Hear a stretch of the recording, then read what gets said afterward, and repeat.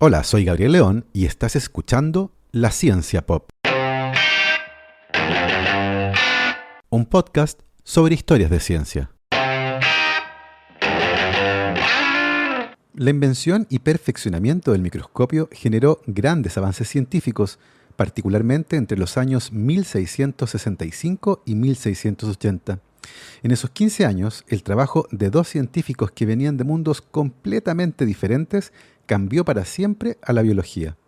El primero fue un inglés que participó en la formación de la Royal Society, la primera sociedad científica del mundo, y que utilizó el microscopio compuesto para lograr ver por primera vez hongos tan pequeños que estaban fuera del alcance de nuestra vista, la primera evidencia de vida microscópica. El segundo fue un comerciante de telas holandés, sin formación científica, pero con una habilidad enorme para fabricar microscopios simples de un solo lente. De la mano de sus increíblemente potentes microscopios, logró hacer descubrimientos tan notables que, de manera algo inesperada y en un hecho insólito, cayeron en el olvido por casi 150 años. Y como siempre les recuerdo que si les gusta este contenido y quieren apoyar la creación de este podcast, lo pueden hacer a través de mi página en Patreon. Para eso vayan a www.patreon.com/lacienciapop y ahí se pueden anotar para hacer una contribución mensual. Agradezco como siempre los aportes de Sergio Espinosa, Manuel Morales, Fernando Rode, la familia Helfman von Dessauer, Giuseppe Carufo, Nicolás Martínez, Felipe Mazanes, Nicolás Cabello, Sandra González, Sebastián Umaña, Diego Torres, Eugenio Grasset, Carolina Valle, Berurín Illeco, Cristóbal Moene, la familia Serpa Rebolledo, Juan Berlinger, Pablo y Milesita Villalobos, José Tanús, Ana María Alarcón y Raimundo Calderón.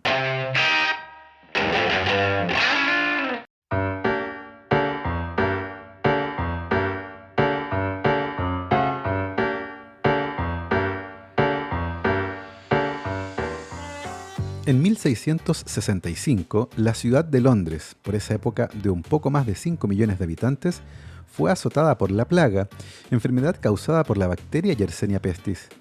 En ese entonces, sin embargo, la causa de las enfermedades e incluso la existencia de las bacterias era algo completamente desconocido. La plaga de 1665 golpeó fuerte a Londres y se convirtió en la peor epidemia desde la peste bubónica de 1348, la famosa peste negra. La ciudad de Londres hedía y los cuerpos se acumulaban en las calles. El rey decidió salir de la ciudad, lo mismo que las personas que poseían propiedades en las afueras de Londres. Hacia la segunda mitad del año 1666, la plaga estaba en retirada. Los casos habían disminuido y lentamente quienes habían huido de la ciudad comenzaron a volver. El 15% de los habitantes de Londres murió durante la plaga de 1665, pero había un gran optimismo sobre la recuperación que ya comenzaba a percibirse en la segunda mitad de 1666. Hacia el final del verano, las calles estaban llenas de gente y el comercio volvía a funcionar. Pero, siempre hay un pero.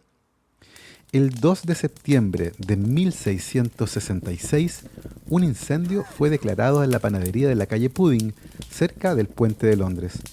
Usualmente los incendios eran controlados con prontitud, en parte porque las llamas se propagaban lentamente en las siempre húmedas casas londinenses.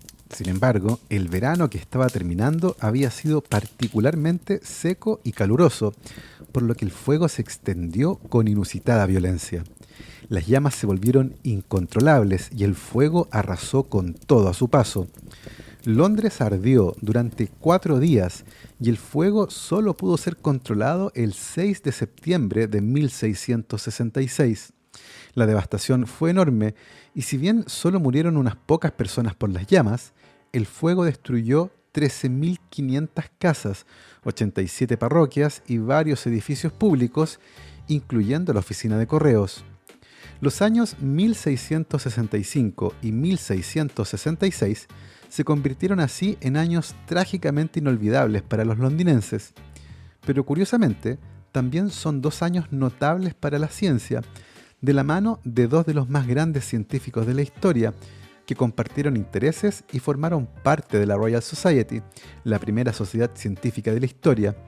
Y claro, también protagonizaron una de las más agrias disputas en la historia de la ciencia.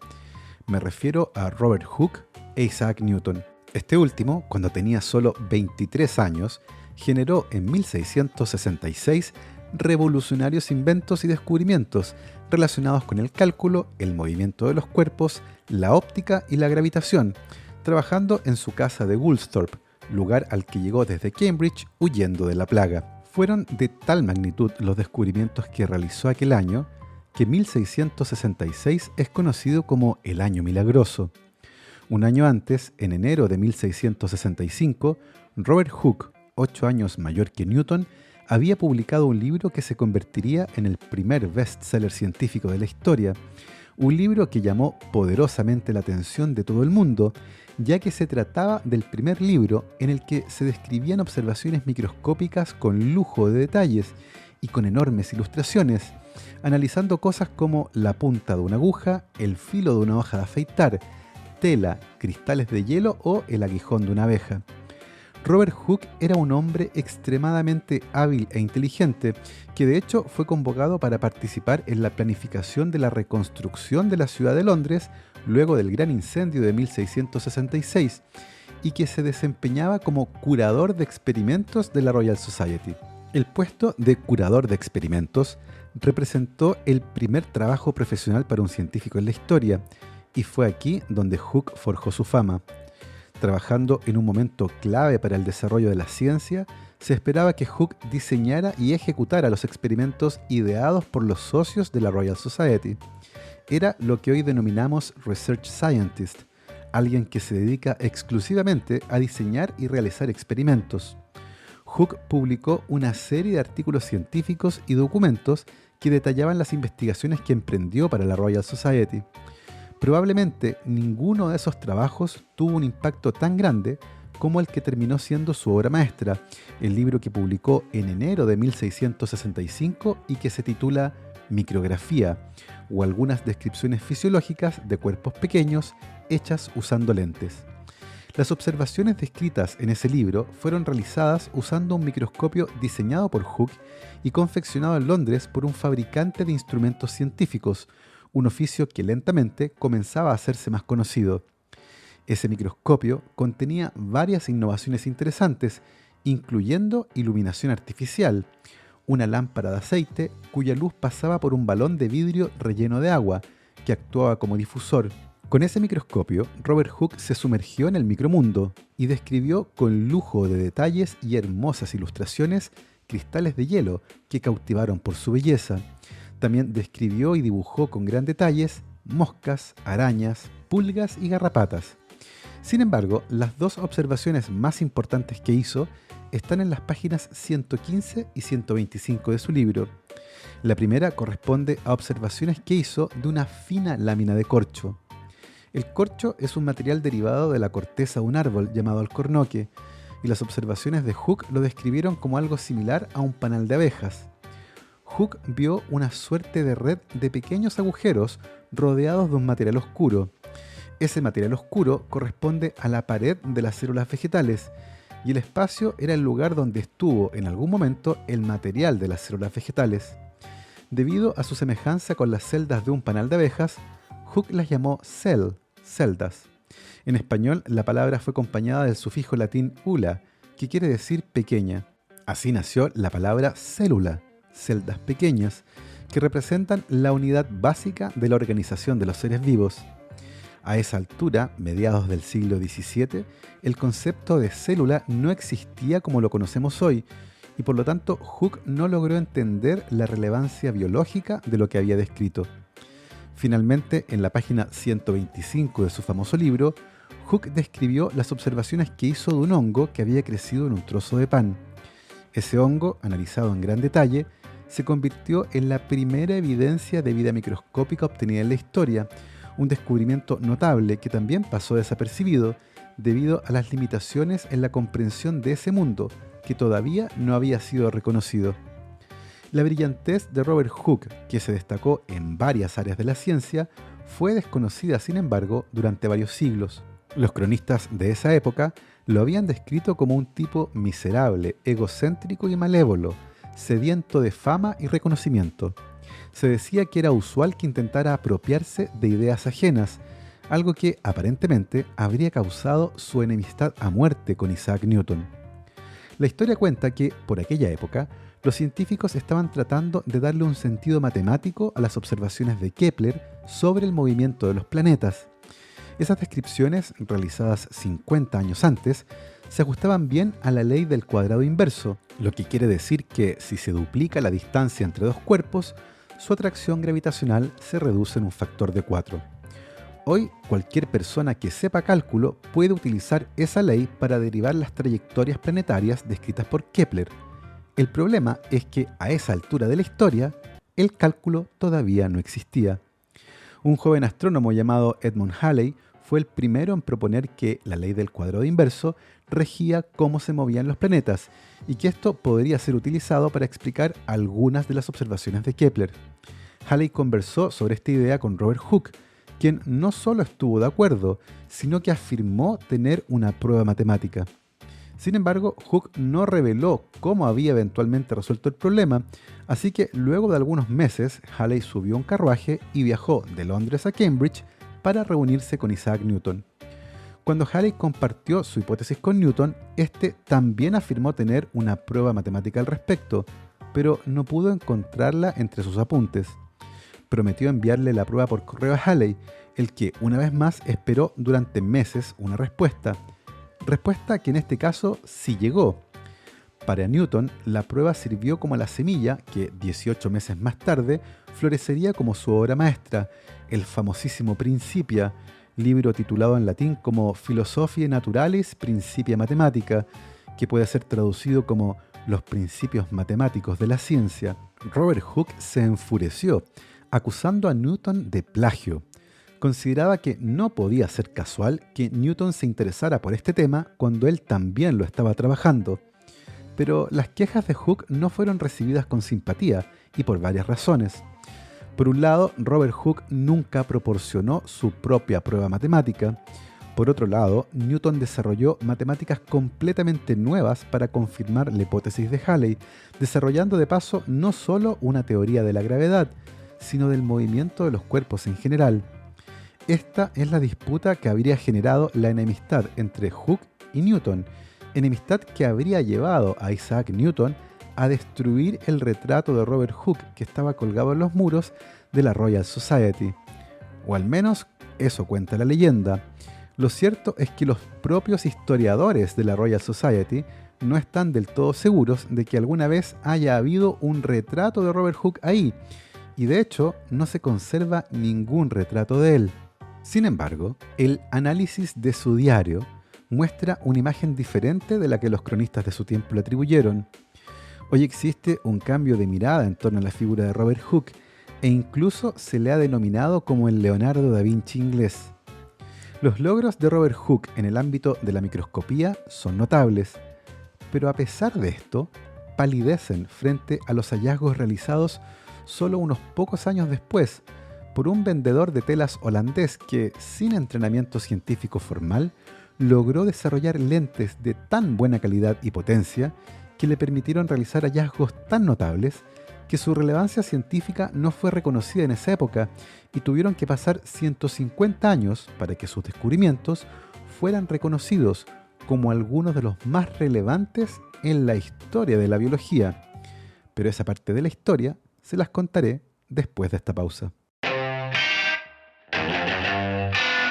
Si te interesa observar más allá de lo que ven nuestros ojos, si buscas descubrir más sobre plantas, animales, insectos, los microorganismos que nos rodean o simplemente tienes curiosidad científica, te invitamos a conocer Microx Chile, el distribuidor oficial y exclusivo de microscopios ZEISS en Chile, quienes tienen instrumentos para satisfacer las necesidades tanto de entusiastas y educadores hasta los más exigentes investigadores. Si quieres más información, visita la página www.microxchile.cl. También puedes escribir un correo a contacto@microxchile.cl o dejar un mensaje directo en su cuenta de Instagram, @microxchile. No te quedes fuera de descubrir las maravillas del micromundo.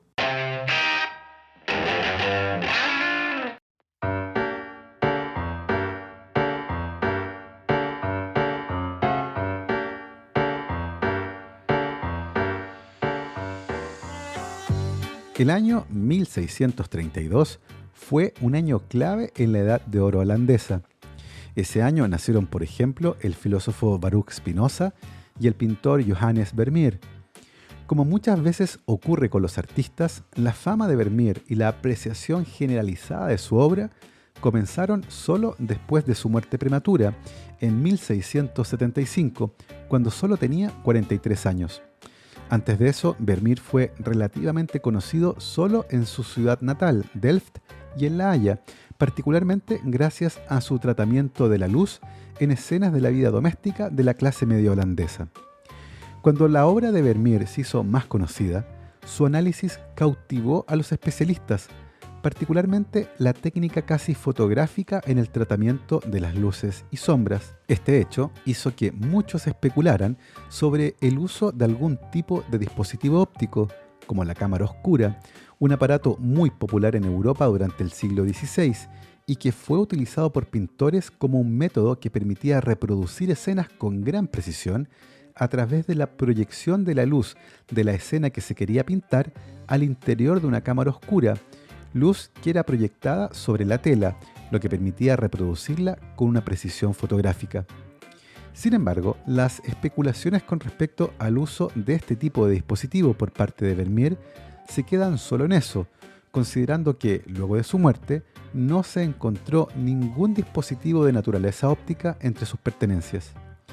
Sin embargo, es justamente con la muerte de Vermeer donde las especulaciones vuelven a surgir. Cuando Johannes Vermeer murió, tenía muchas deudas, estaba técnicamente quebrado y dejó a su esposa y 5 hijos en una condición muy desfavorecida. Las autoridades de la ciudad determinaron que se debía nombrar a un fideicomisario para administrar los bienes y saldar las deudas de Vermeer. El fideicomisario designado fue Anthony van Leeuwenhoek. Van Leeuwenhoek y Vermeer nacieron en la ciudad de Delft en octubre de 1632, con una semana de diferencia, y sus actas de bautismo aparecen en la misma página en el registro de la antigua iglesia de Delft, una ciudad de 20.000 habitantes por aquella época. Muchos creen que Van Leeuwenhoek y Vermeer se conocían, y muchos especulan que incluso Van Leeuwenhoek posó para 2 pinturas de Vermeer, el astrónomo y el geógrafo.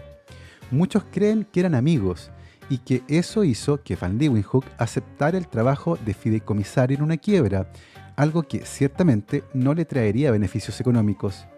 Y todo esto parece relevante para la obra de Vermeer y el eventual uso de algún dispositivo óptico, porque Anthony van Leeuwenhoek se convirtió en el padre de la microbiología de la mano de potentísimos microscopios simples que fabricó durante su vida y que le permitieron realizar observaciones que, debido a lo sofisticado de su técnica, no pudieron ser reproducidas por más de 150 años, incluyendo la primera descripción en la historia de las bacterias.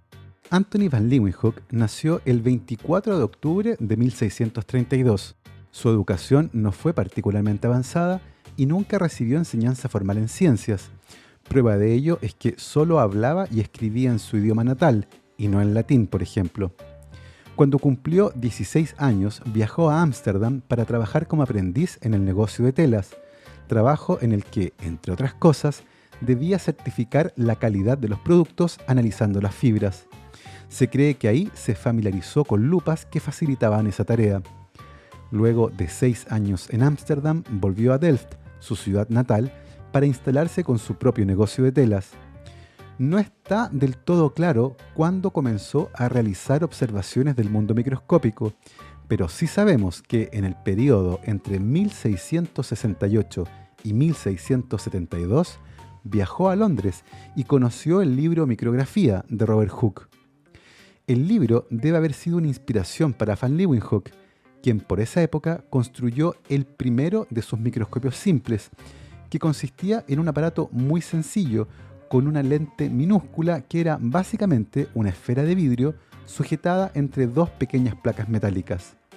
Tal como lo hizo Hooke, Una de las primeras observaciones de Van Leeuwenhoek fue el aguijón de una abeja, y a partir de ese momento no se detuvo. No tenemos certeza de cuándo comenzó con sus observaciones, pero sí sabemos con gran exactitud cuándo comenzó a compartir sus hallazgos con científicos en Londres, ya que el 28 de abril de 1673 envió la primera de cientos de cartas con observaciones científicas a la Royal Society. 3 años después, el 9 de octubre de 1676, una extraordinaria carta de 17 páginas escrita en holandés fue enviada a Londres dirigida a Henry Oldenburg, secretario de la Royal Society. Lo extraordinario de esa carta, que fue traducida al inglés por Oldenburg y publicada en marzo de 1677 en la revista de la Royal Society, es que contiene lo que se cree es la primera descripción de las bacterias. Se trataba de la 18ª carta enviada por Van Leeuwenhoek a la Royal Society, y en ella describía sus observaciones realizadas en un largo periodo de tiempo. En una sección de esa carta, describe un experimento realizado el 24 de abril de 1676, en el que observó 5 clases de pequeños animales, siendo los de la cuarta y quinta clase tan pequeños que, según sus propias palabras, se necesitaría poner a 100 de ellos juntos en fila como para alcanzar la longitud de un pequeño grano de arena.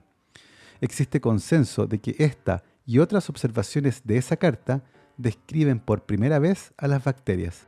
No solo eso, Van Leeuwenhoek también fue el primero en observar espermatozoides en una muestra de semen de él mismo, aunque también analizó semen de muchos otros animales, y en todas esas muestras identificó espermatozoides.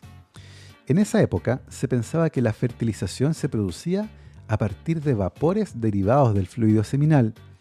Van Leeuwenhoek fue el primero en hipotetizar que los espermatozoides penetraban en el óvulo como parte del proceso reproductivo, una idea que iba en contra de todo lo que se pensaba al respecto a fines del siglo XVII.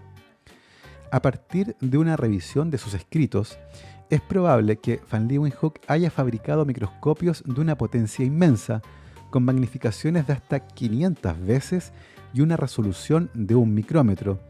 Eso quiere decir que sus microscopios podían diferenciar estructuras que se encontraban tan juntas como 1 micrómetro. ¿Qué tan bueno era eso? Nadie en el mundo hizo mejores instrumentos hasta casi 200 años después. Aunque a lo largo de su vida trabajó en relativo aislamiento, Antony van Leeuwenhoek hizo numerosos descubrimientos científicos notables. Fue el primero en describir protozoos, bacterias, espermatozoides, el proceso de partenogénesis en pulgones y la estructura fina de los dientes, huesos y capilares.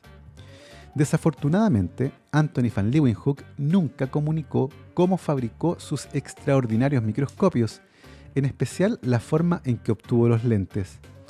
Ese fue un secreto que guardó celosamente para sí mismo, uno que finalmente contribuyó a que sus descubrimientos no fueran apreciados en su época, ya que nadie podía replicar sus observaciones.